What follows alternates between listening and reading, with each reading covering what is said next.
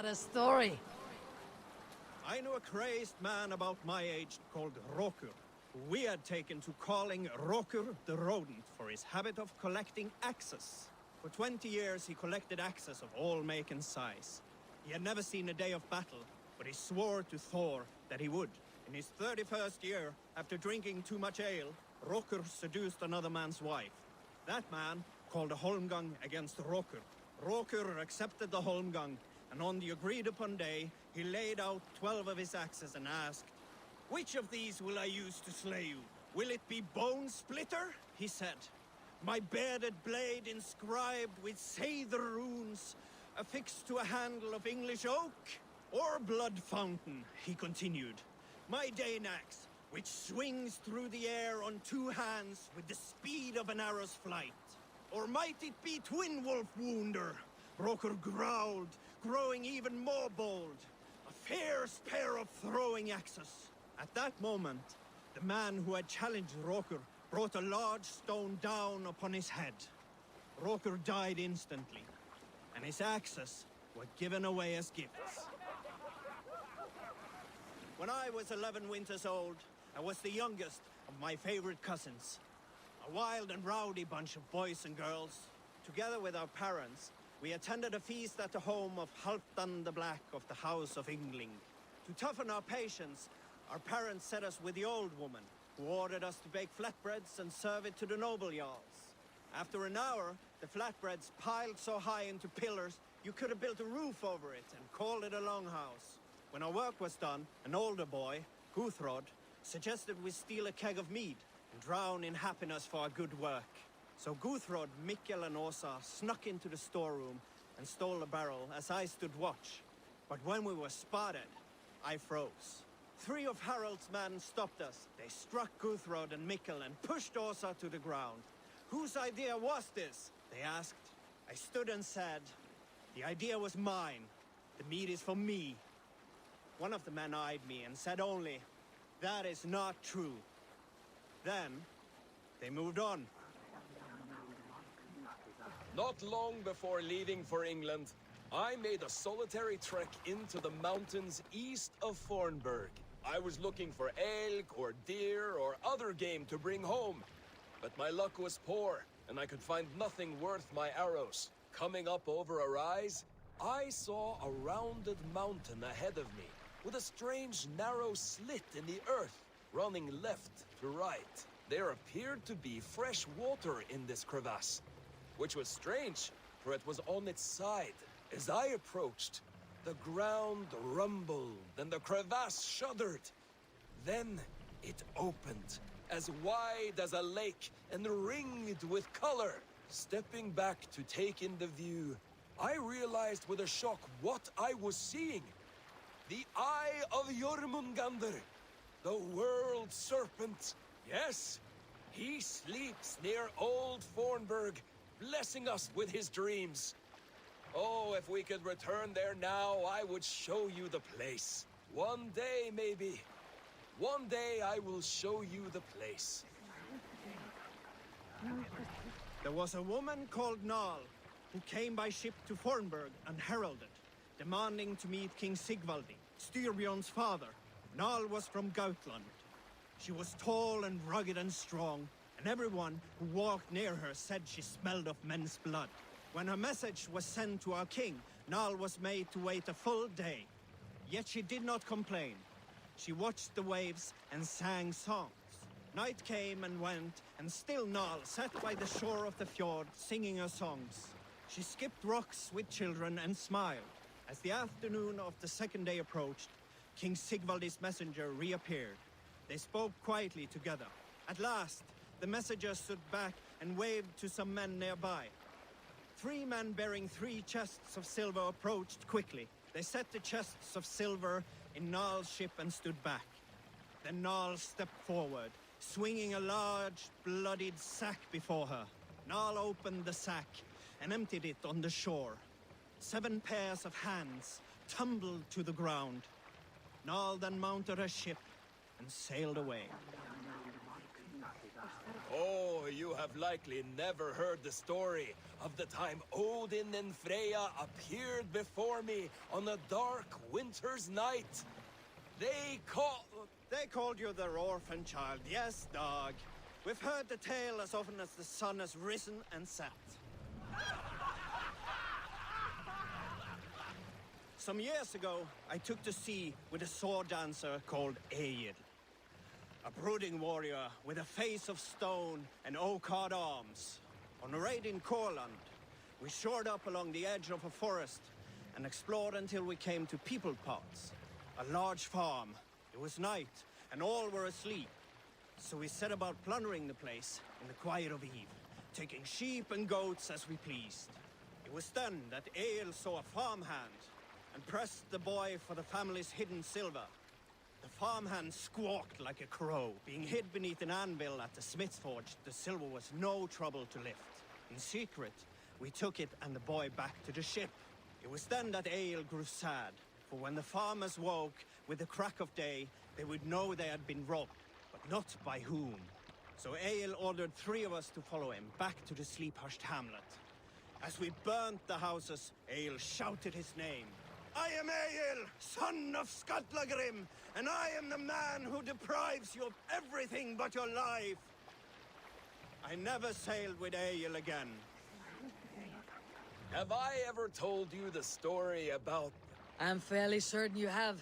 Anyone else with a tale to share before Dag starts talking again? In the early days of the feud between Kjotve the Cruel and the Raven clan, there was a mad berserker called Kiar Robo. Kiar had pledged his battle fury to no king or jarl, and would give his oath only once each winter, for reasons nobody could fathom. One year, Kiar's sister Thora was married to Kjotve's brother Alrek, and soon Kiar was often seen in the company of that clan. But soon after, word came to Kiar that Alrek had abused his sister. When he asked Thora about this, she told him, "It is true." So Kiar invited Alrek on a hunting expedition. And when they were away, Kiar slew Alrek and pulled off one of his arms. When he returned to camp, Kjotve asked where his brother was. Kiar shook his head and held out his hand, in which was an arm ring. "Your brother bid me give you this ring, Kjotve." Confused, Kjotve took the ring, and with it came the entire bloody arm. "Your brother pledged his oath to Hel herself," Kiar laughed. Then he turned and departed. He was never seen in those parts again. During my 19th winter, King Styrbjorn ordered the construction of a new longhouse. The splendid hall you now see at Fornburg. To build this longhouse, he employed the help of 20 men. I was among them, as was Fradi, the strongest and stoutest man I had ever seen. We set about felling trees and hewing wood for timber.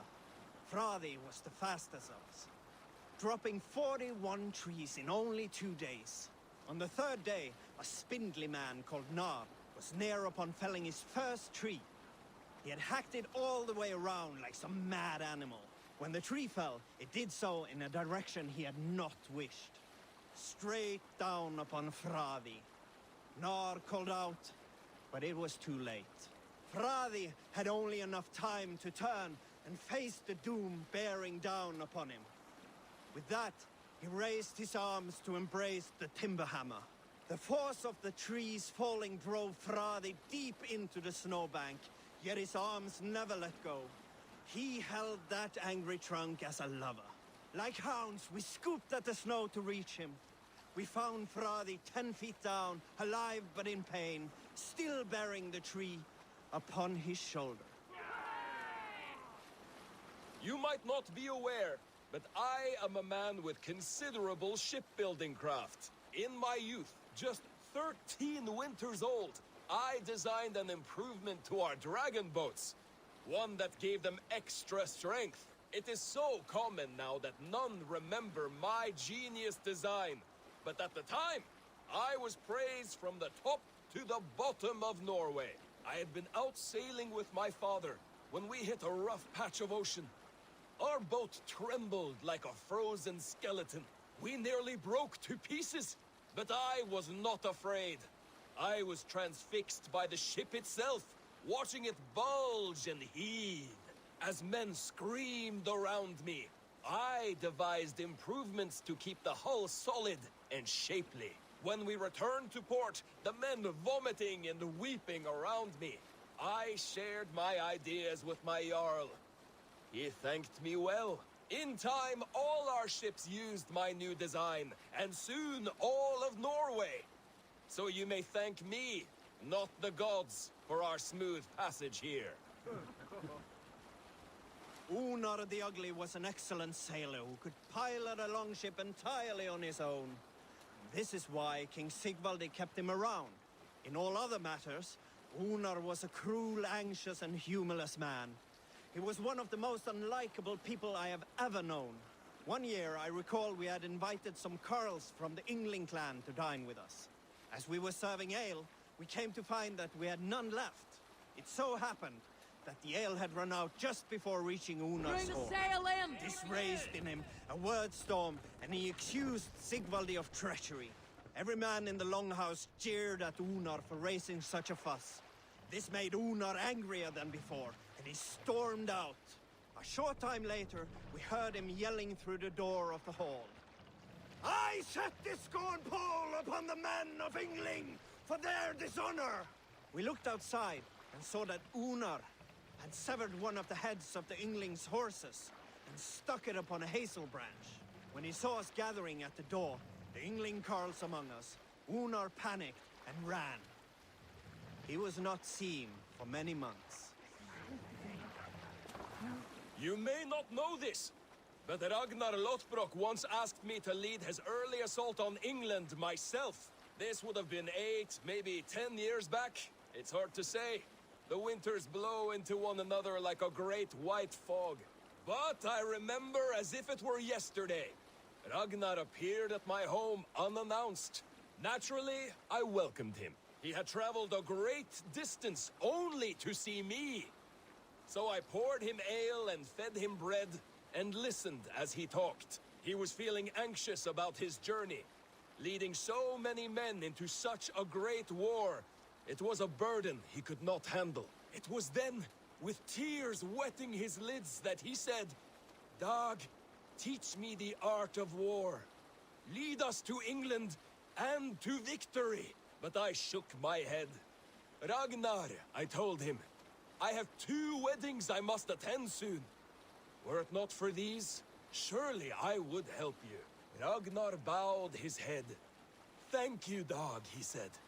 "Though you will not be on my ship, you will be present in spirit, and that is enough." We all remember when Eivor gave orders to attack Kjotve's clan in Avaldsnes. I knew even then our chance at victory was slim. It was a fool's errand. But Eivor demanded we strike, and I am not one to disobey my superior. Such is the mark of an honorable man. You all know what followed. We set upon Kjotve's men and were overwhelmed. You lot were captured and fit to be butchered, and Eivor here, carried off to be sold into slavery, a fate worse than a fine death. But there is one fact you do not know. In the initial fight, I came upon Kjotve, cowering in an empty house. He did not see me, and I came within 2 arms lengths of him. I could have slain him! A fast stroke of my axe, ending our troubles. But I held back. Why? Because I remembered my oath to Eivor. Yes, years ago, Eivor had staked a claim on Kjotve's life. So I left the Backrout alone. Yes. A pity, Dag. There is no one living who can verify this incredible tale. In my youth, I remember hearing the story of Kalda, a fierce young woman whose father forbade her from swordplay and raids. Kalda had skills to match or surpass any man in the clan. And so it was that her beloved Gapi asked her aboard his ship. Once again, Kalda's father forbade her to leave, calling her soft and weak and fragile. But Kalda ignored these insults and left. For a full spring, Kalda and Gapi sailed the coast of Francia. raiding and plundering and taking much silver and riches. Sail Then, down! in the early weeks of summer, a passing ship gave Kalda the news that her mother had died suddenly. Kalda was grief-stricken. Kalda returned quickly home, only to find her mother there, alive and standing quietly beside her father. Kalda was confused. Kalda's father spoke with a sour voice. I sent a tale of your mother's death, for you were insolent. But now you are home, where you must stay. Hearing these words, Kalda pulsed hot with rage. She slew her father and fled back to her ship, then set a swift sail for the horizon. Here is a story I have not told the man, for it happened only last month. I was sharing a mead horn with a beautiful woman.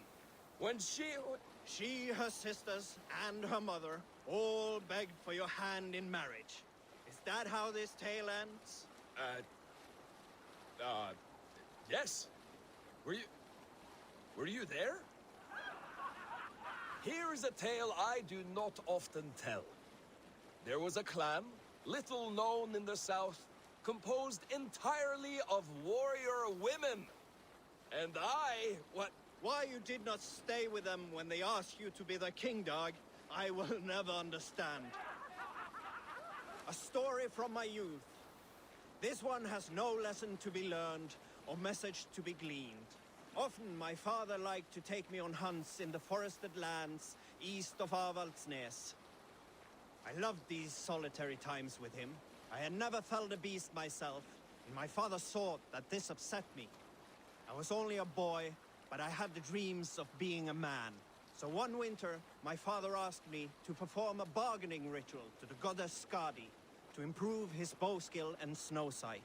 With glee warming my heart, I cut a hare and sacrificed it to the goddess, asking in exchange of skill and sight for my father. When the ritual was done, my father and I set off into the forest. We hunted all day until night fell, and we slew no game. That night, around the fire, I was sullen. My sacrifice had not been heeded, yet seeing my sad face, my father only smiled. Had you been hunting, he said, you would have killed 6 fine deer. For Skadi hears only those who speak to her. Oh, you have likely never heard the story of the time Odin and Freya appeared before me on a dark winter's night. They called you their orphan child, yes, dog. We've heard the tale as often as the sun has risen and set. Here's a tale to tickle your sides. The winter before, I was drinking in Stavanger with some companions. With us in the mead hall were men of Bard Jarl's clan, one of which was a poet named Halli, called Sarcastic Halli by most.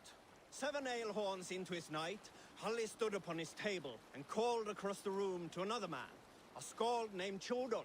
Tjodolf, he yelled, I can compose a more beautiful poem with my belching than you could with your tongue and fine words. The room laughed, Tjodolf loudest of all. I accept your challenge, Sarcastic Halli, he shouted. Allow me to begin. Tjodolf then spoke this verse. Sad Halli drowns in horns of hubris, squeaking like a stoat, yet proudly the pup calls it poetry. The room laughed again, with Halli joining in. Then, Halli tripped across the room and opened his mouth to speak his verse. From his throat erupted a jet of vomit into Tjodolf's face.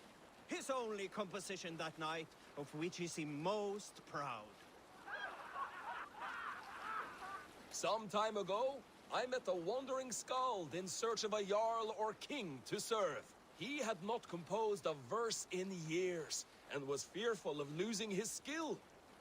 I said I knew many such great men, a few jarls, a handful of kings by name. But to my knowledge, all of them had many skalds of their own. This poor skald was disappointed, and thanked me for my time, asking my name as he departed. Dag Nithison, I told him. The skald's eyes went wide. Dag Nithison, he exclaimed. of Fornburg? I nodded and said, "The very man I am." The poor Skald sung to the skies with joy. "You are a legend among legends," he said. "Let me compose a verse for you, if I may." Imagine my surprise at hearing such praise. But I agreed. So he began for 2 days composing a most lovely verse on my behalf. Yes, a most lovely verse. Unforgettable, yes. And I will recite it for you one day, when we have time.